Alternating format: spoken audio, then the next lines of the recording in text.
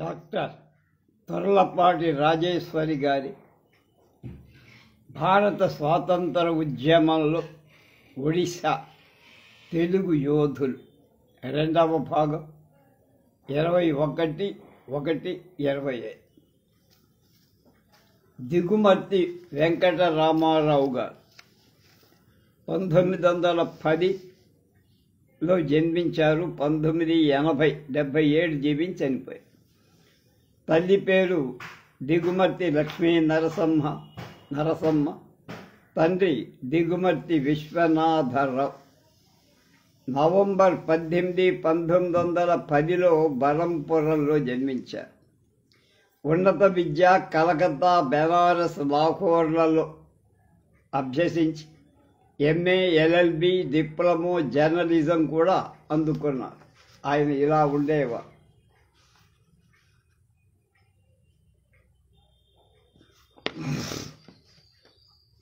భారత రాష్ట్రపతిగా సేవలందించిన వరాహగిరి వెంకటగిరి గారి చిన్న సోదరి సరోజినీ దేవిని ఈయన వివాహం చేసుకున్నారు. గాంధీజీ సిద్ధాంతాల పట్ల ఆసక్తి పెంచుకున్నారు. జాతీయోద్యమంలో భాగస్వాములై బరంపురం నగర కాంగ్రెస్ కమిటీలో సభ్యులుగా ఉండేవారు. ఖద్దరు వస్త్రాలే ధరించారు. చారిత్రాత్మక నౌపడ ఉప్పు సత్యాగ్రహ ఉద్యమంలో 1930లో నాడు ఉన్నవ రామలింగం పంతులు, గౌతులచ్చన్న, ఎల్లాయి సన్నయ్య పంతులు, ఎల్లాయి సూరమ్మ, నాభి రామకృష్ణారావు మొదలైన వారితో కలిసి ఉప్పు సత్యాగ్రహంలో పాల్గొన్నారు. ఏప్రిల్ 19వ తేదీ రాత్రి అరెస్ట్ అయిన బృందంలో ఆయన కూడా ఉన్నారు.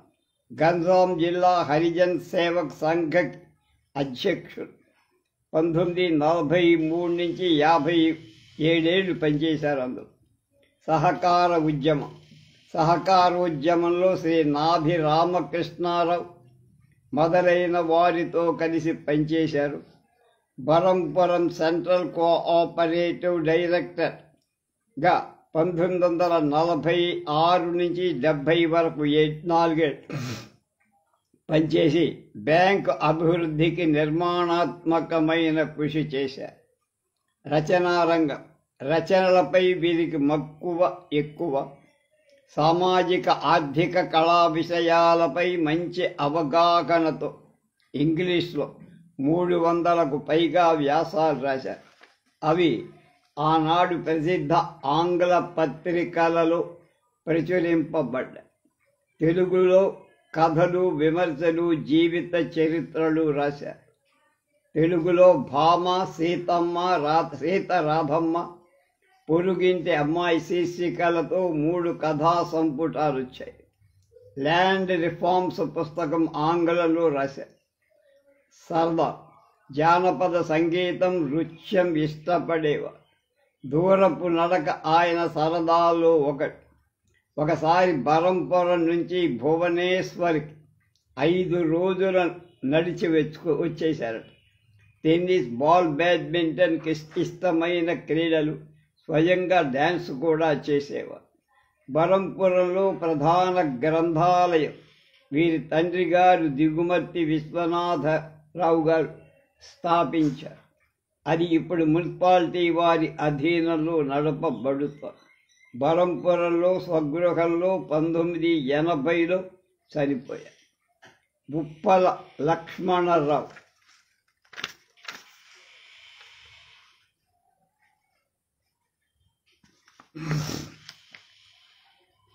1898లో జన్మించి 1985లో 87వ ఏట మరణించారు.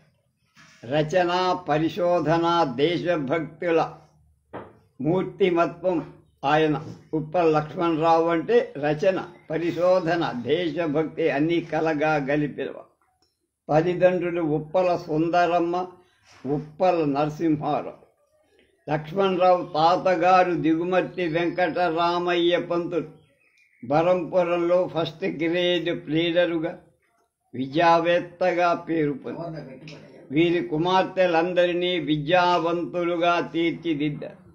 లక్ష్మణరావు వెంకటరామయ్య గారి కుమార్తె కొడుకు.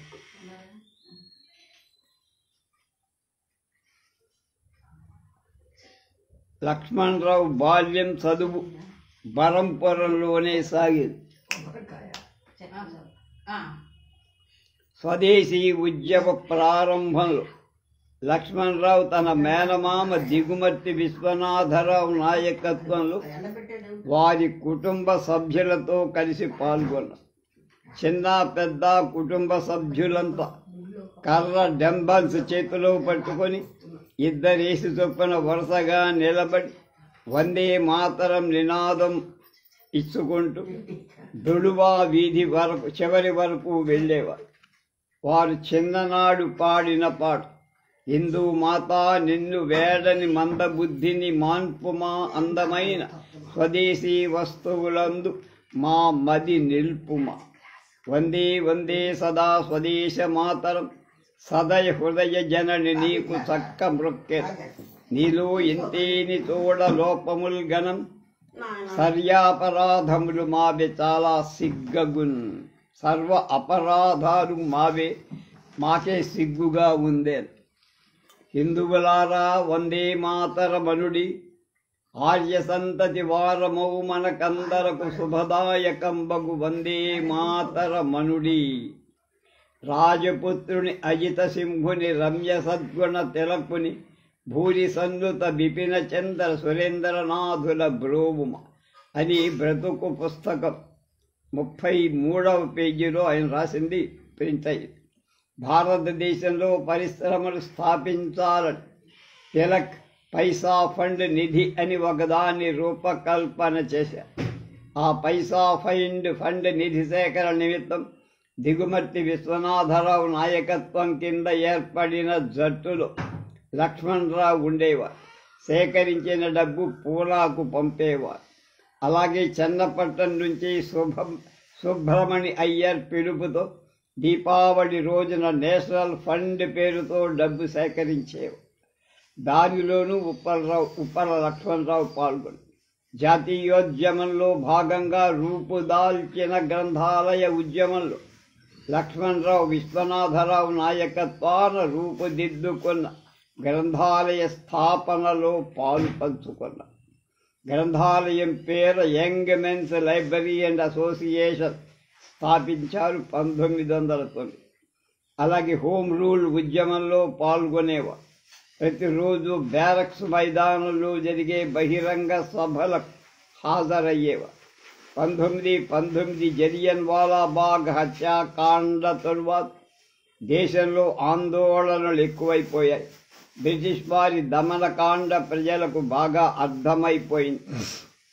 ఈ నేపథ్యంలో మాంటేగ్ ఇండియాకు వచ్చినప్పుడు తక్షణమే వలస రాజ్య ప్రతిపత్తిని డిమాండ్ చేస్తూ ఒక విజ్ఞాపన పత్రం ఆయనకు సమర్పించాలని కాంగ్రెస్ నిర్ణయించింది. ఆ విజ్ఞాపన పత్రం వివరాలను ప్రజలకు వివరించి వారి సంతకాలు సేకరించే ఉద్యమం అందులో భాగం. గిరిగారు, నాభి రామకృష్ణారావు గారు, ఎర్ర బ్రోలు, అప్పల నరసయ్య నాయుడు గారులతో కలిసి గోపాలపురం, సోంపేట, ఉద్దానం, బారువా, హరిపురం మొదలైన గ్రామాలు తిరిగి సంతకాలు చేయించారు. అవన్నీ కలిపి కాంగ్రెస్ వర్కింగ్ కమిటీకి పంపించారు. చిన్ననాటి జాతీయోద్యమంలో పాల్గొన్న లక్ష్మణరావు తన చదువును కలకత్తాలో, జర్మనీలో సాగించి ట్యూబింగెన్ విశ్వవిద్యాలయం నుంచి బాటనీ పరిశోధనలో డాక్టరేట్ పట్టా 1924-25లో అందుకొని స్వదేశం తిరిగి వచ్చి 1922లోనే వారు సాహిత్య రచనకు శ్రీకారం చుట్టారు. 1929 డిసెంబర్లో జరిగిన లాహోర్ కాంగ్రెస్ సభలకు లక్ష్మణరావు గారు మెల్లీ గారితో పాటు వెళ్ళారు. అప్పటికి వారు అలీఘర్ ముస్లిం విశ్వవిద్యాలయంలోని బోటనీ లెక్చరర్గా ఉద్యోగం చేస్తున్నారు. 1929 డిసెంబర్ 31 అర్ధరాత్రి రావి నది ఒడ్డున జరిగిన కార్యక్రమంలో బ్రిటిష్ వారి నుంచి విడిపోయి అయినా సరే సంపూర్ణ స్వాతంత్ర్యం కోసం గాంధీ నాయకత్వంలో అహింసాయుత పోరాటం చేస్తామని ప్రతిజ్ఞ చేశారు. ఆ తర్వాత 1930 జనవరి 26 పై ప్రతిజ్ఞ జనాలు చేస్తూ దేశంలో ప్రతి ఊరిలో ఊరేగింపులు జరిగాయి. ఆనాడు అలీఘర్లో జరిగిన ఊరేగింపులో లక్ష్మణరావు మెల్లి పాల్గొన్నారు. లక్ష్మణరావు గారు మెల్లి సబర్మతి ఆశ్రమానికి వెళ్ళడం, అక్కడ ఉండటం కూడా ఒక విశేషమైన మార్పే. గాంధీ 1930 మార్చి 12 దండి మార్చికి ఉప్పు సత్యాగ్రహం ప్రారంభిస్తూ బయలుదేరారు. వారు లేనప్పుడు సబర్మతి ఆశ్రమవాసులకు జీవనం క్రమశిక్షణ చూడాలని వీరి కోరిక. సబర్మతి ఆశ్రమవాసుల జీవనం వీళ్ళకి నచ్చింది. అక్కడ నిరాడంబరంగా వారితో కాలం గడుపుతూ లక్ష్మణరావు నూలు వడకట నేర్చారు. తర్వాత శ్రీకాకుళంలో 3-4 ఏళ్లు ఉండి అఖిల భారత నూలు వడుకు సంఘం కేంద్రంలో కొన్ని పరిశోధనలు చేశారు. రెండవ ఉప్పు సత్యాగ్రహం 1931-32 కాలంలో దేశమంతటా తీవ్ర నిర్బంధం అవలంబించబడి ఆ సమయంలో దేశంలో అనేక చోట్ల ఖాదీ ప్రదర్శనలు జరిగాయి. లక్ష్మణరావు దంపతులు అనేక ఊళ్లలో జరిగిన ప్రదర్శనలలో పాల్గొన్నారు. లక్ష్మణరావు మెల్లి నూలు త్వరగా వడకటానికి వీలుగా ఒక బాల్ బేరింగ్ చరఖా రూపకల్పన చేశారు. చరఖా దంతులూరి లక్ష్మీనారాయణరాజు విశాఖపట్నం వారి సహకారంతో అక్కడ కార్ఖానాలు తయారు చేయించారు. ఈ చరఖాను అనేక ఊళ్లలో విజయనగరం, విశాఖ, మద్రాస్, అడియార్, నెల్లూరు, నర్సాపురాలలో ప్రదర్శించారు. నెల్లూరు ప్రదర్శనలకు గాంధీ వచ్చి మెల్లిని పలకరించారు. లక్ష్మణరావు గారు 1936-39 సంవత్సరాలు Andhra provincial Congress committee, Andhra Pradesh Congress committee ఆంధ్రప్రదేశ్లో సుమారు 20 ఏళ్లు ఉద్యోగం చేసిన లక్ష్మణరావు తర్వాత పుష్కర కాలం మాస్కో ప్రగతి ప్రచురణాలయం తెలుగు అనువాద విభాగంలో అనువాదకుడిగా పనిచేశారు. తెలుగు రష్యన్ నిఘంటువు నిర్మాణంలో ప్రధాన పాత్ర పోషించారు. సుమారు 40 గ్రంథాలు అనువదించారు. అతడు ఆమె సృష్టికర్తగా తెలుగు సాహిత్యంలో ప్రసిద్ధి చెందారు. మా అబ్బాయి మృత్యుంజయ శాస్త్రికి 10th క్లాసులో, అప్పుడు ఎస్ఎస్ఎల్సీలో 10th క్లాస్, ఈ మండలంలోనే ఫస్ట్ వచ్చినందుకు వాడికి ఈ పుస్తకం బహుమతిగా ఇచ్చారు. అతడు ఆమె సృష్టికర్తగా తెలుగు సాహిత్యంలో ప్రసిద్ధి చెంది ఈ అసాధారణ ప్రతిభామూర్తి 22/2/1985 బరంపురంలో చనిపోయారు. భారత జాతీయ ఉద్యమంలో పాల్గొన్న ఆదర్శ మహిళ శ్రీమతి మెల్లి షోలింగర్.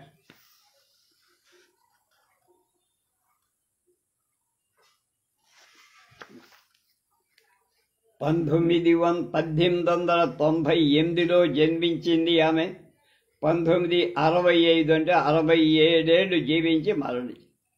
28/3/1898 స్విట్జర్లాండ్ దేశపు ప్రధాన నగరం జ్యూరిచ్ పట్టణంలో ఈ మెల్లి షోలింగర్ అనే ఆమె జన్మించి, తల్లిదండ్రులు అదల్ఫ్ బెత్తా షోలింగర్, భార్య తల్లి పేరు అదల్, తర్వాత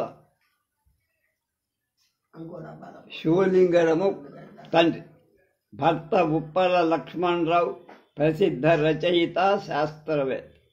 చిన్ననాడు సెంటో క్రాయిల్స్ నగరంలో ఫ్రెంచి భాషని అభ్యసించడానికి బోర్డింగ్ స్కూల్లో చేరి ఆ స్కూల్ నుండి 1914లో మెట్రిక్ పాస్ అయ్యారు. మెల్లి గారి మాతృభాష జర్మన్. ఆ తర్వాత జ్యూరిచ్ నగరంలో కళాశాలలో చేరి హోమ్ సైన్స్లో పట్టా పుచ్చుకున్నారు. కుటుంబ ఆర్థిక పరిస్థితుల దృష్ట్యా డాక్టర్ చదువు చదవలేకపోయి తండ్రి గారి వ్యాపారంలో ప్రవేశించి వ్యాపార సందర్భంగా ఆమె దక్షిణ జర్మనీ పర్యటించి అప్పట్లో ట్యూబింగన్ యూనివర్సిటీలో పరిశోధన చేస్తున్న ఉప్పల లక్ష్మణరావుతో పరిచయం ఏర్పడి అది ప్రేమగా మారి 1937లో వాళ్ళిద్దరూ వివాహం చేసుకున్నారు. ఈ విధంగా మెల్లి గారికి బరంపురం మెత్తినిల్లయింది. మెల్లి షోలింగర్కి హిందూ దేశం గురించి తెలుసుకోవాలనే ఆసక్తి బాగా ఎక్కువ. సుప్రసిద్ధ ఇండాలజిస్ట్ వోల్గెన్బర్గ్ వేదాల గురించి, బౌద్ధ మతం గురించి వ్రాసిన గ్రంథాలు, నోబెల్ బహుమతి గ్రహీత హెల్మెన్స్ హీన్స్ హిందూ దేశం, సింహళం గురించి రచించిన గ్రంథాలన్నీ ఆమె చదివేసింది. అలాగే నోబెల్ బహుమతి గ్రహీత రోలాండ్ ఫ్రెంచి భాష రోమన్ పూర్తి పేరు రోమన్ రోలెండ్ ఫ్రెంచి భాషలో రచించిన గాంధీ జీవిత చరిత్ర, రవీంద్రుని అనువాద రచనలు చదివే భారతదేశపు రాజకీయాల గురించి ఎప్పటికప్పుడు ఆమె తెలుసుకుంటూనే ఉండే. స్త్రీ జనాధరణ ఉద్యమాలలో స్త్రీలకు ఎన్నిక హక్కు సాధించటానికై జరిగిన ప్రయత్నాలలో మెల్లి విద్యార్థి దశ నుంచే అక్కడ పాల్గొన. ఆమె ఇంటింటికి వెళ్లి స్త్రీలకు ఓటు హక్కు కోసం ఉద్యమం చేసింది. స్విట్జర్లాండ్లో జరిగిన కార్మిక ఉద్యమాలలో ఆమె భాగస్వామి. కార్మికుల పనివేళలు 8 గంటల నుంచి 10 గంటలకు పెంచాలని ఆ దేశం ప్రభుత్వ పెద్దలు నిర్ణయించినప్పుడు ఆమె కార్మికుల పక్షాన నిలిచి ఆ ఆందోళనలో చురుగ్గా పనిచేసింది. భారత జాతీయ ఉద్యమంలో మెల్లి గాంధీ గారి సిద్ధాంతాలను, ఆశయాలు త్రికరణ శుద్ధిగా పాటించేవారు. దేశ స్వాతంత్రం భారతీయుల జీవన విధానాన్ని మెరుగుపరుస్తుందని ఆమె విశ్వసించింది. అయితే ఆమె జాతీయ ఉద్యమం వివిధ దశలలో పాల్గొన్నారు. నూలు వడకడం, ఖద్దరు ధారణ, రైల్లో 3వ తరగతి పెట్టెలోనే ప్రయాణం చేయడం ఇవన్నీ అలవాటు చేసుకొని లాహోర్ కాంగ్రెస్ మహాసభ లక్ష్మణరావు గారి ఇతర కుటుంబ సభ్యులతో కలిసి లాహోర్ కాంగ్రెస్కు వెళ్ళారామె. ప్రతినిధిగా పాల్గొన్నది. మొదటిసారిగా గాంధీజీ, నెహ్రూ గారులను కలిసింది. జవహర్లాల్ నెహ్రూ ఇంటర్వ్యూ తీసుకున్నారు. రావి నది ఒడ్డున 1929 డిసెంబర్ 31 అర్ధరాత్రి జరిగిన జాతీయ జెండా వందన కార్యక్రమం మెల్లి ఇతర కార్యకర్తలతో పాటు ఉత్సాహంగా పాల్గొన్నారు. గాంధీజీ నాయకత్వంలో అహింసా పోరాటం చేసి సంపూర్ణ స్వరాజ్యం సాధిస్తామని మెల్లి ప్రతిజ్ఞ చేసింది. వల్లభాయ్ పటేల్ వైస్రాయికి రాసిన ఉత్తరంలో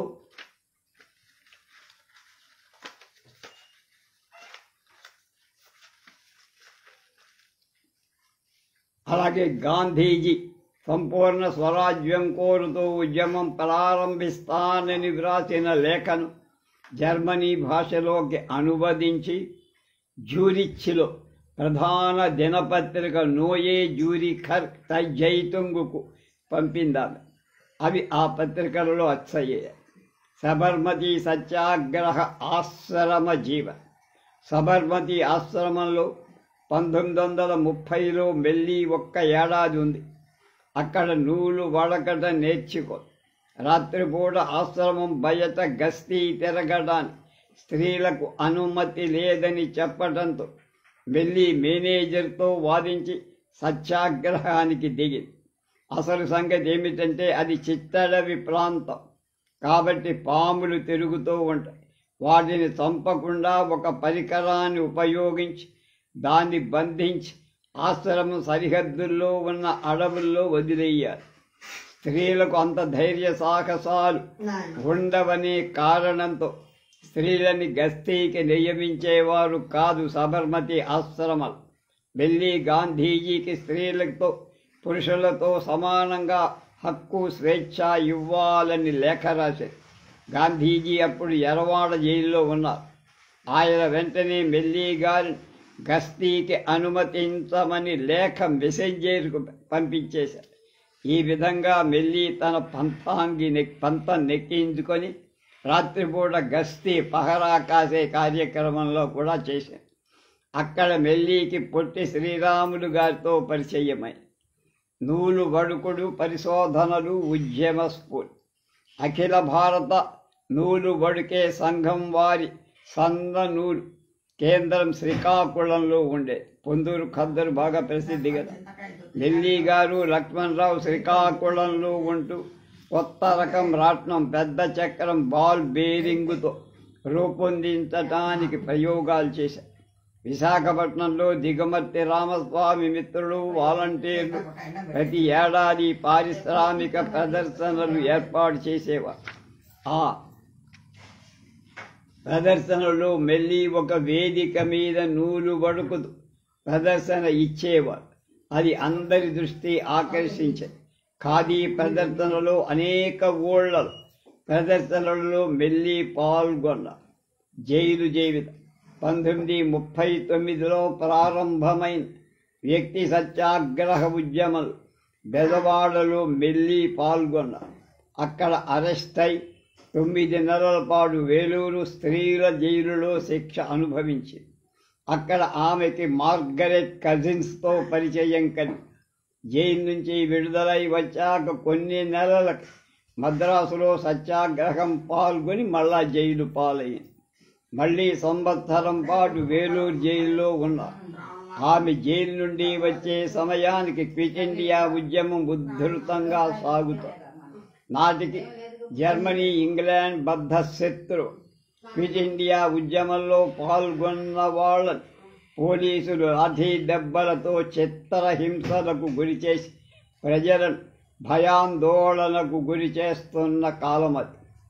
ఆమె బెదవాళ్ళు కాంగ్రెస్ బాధితులు శ్రీ సిరిపురం కోటేశ్వరరావు, సన్నిధానం కృష్ణమూర్తి గారులతో క్విట్ ఇండియా నినాదం చేస్తూ అరెస్ట్ అయ్యారు.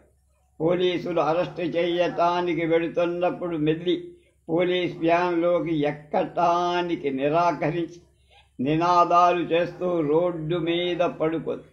పోలీసు వారు ఆమెను కాళ్ళు చేతులు పట్టుకొని వ్యాన్లోకి విసిరేశారు. సుమారు 2 నెలలు బెదవాడ తాలూకా సబ్ జైల్లో రిమాండ్లో ఉన్నారామె.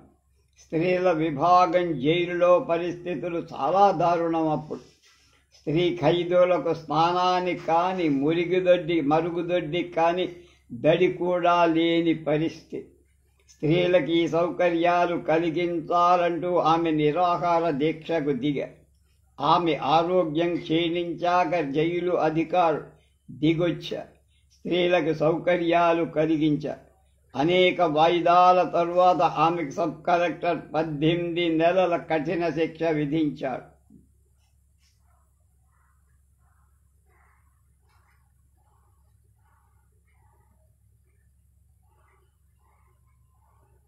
వేలూరు జైల్లో తొలి 2 నెలల పాటు సి క్లాస్ ఖైదీగా ఉన్నారు.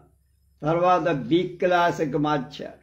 అక్కడ ఆమెకి శ్రీమతులు ఆతంట రుక్మిణమ్మ, రాధాబాయి, సుబ్బరాయన్, అమ్ము స్వామినాథన్, మంజుభాషిని, రాధాబాయి, సుబ్బరాయన్ ఒకటే పేరు.